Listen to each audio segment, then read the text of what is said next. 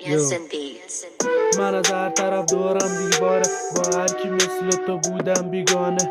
تصویر تمام لحظه هامه که سرمنشهش من که بودم ایمانش. ایمان به تو که رسمش میکنم، هوای بعد اطراف و حبسش میکنم، تو گرمای هوا و سرمایه بعدش روبرود بیرون و وصلش میکنم.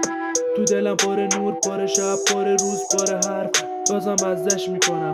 بیا بشی کمی نزدیکتر که من از گرمای نفس تو ترسیدم.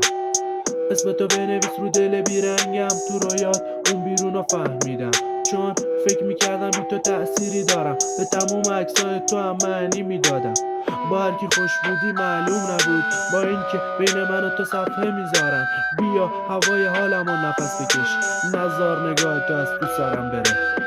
من بیزارم از این بسته بودن، بیا با دستات به این زندگی نفس بده.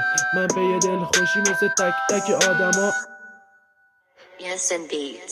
بی نیاز به این دلسوزیم. وقتی حسار تن من این قابه، تو بیا بشکن منو اسیر حیرونیم. اگه دلت واسه من بیتابه، تو منو ببین که پشت پرده زندونیم. آغوشم بازه واسه پر کشیدن، زمین خوردم تا قد کشیدن. شدم یه قاب واسه بهتر دیدن، دور ناممکناش خط کشیدن.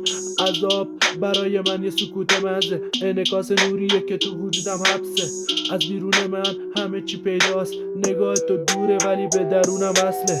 دستامو باز کن تا موهاتو باد بزنم، تو نشنو بذار که من جات بشنوم صدای قصه های روزگار و امشب. تو نرو بذار که من جات بشکنم، بازم به دنبال این تاریکی گشتی توی این روزای یاغی و وحشی. من همیشه پشت تو بودم، عین یه قایق آویز به کشتی عاشق. تو منو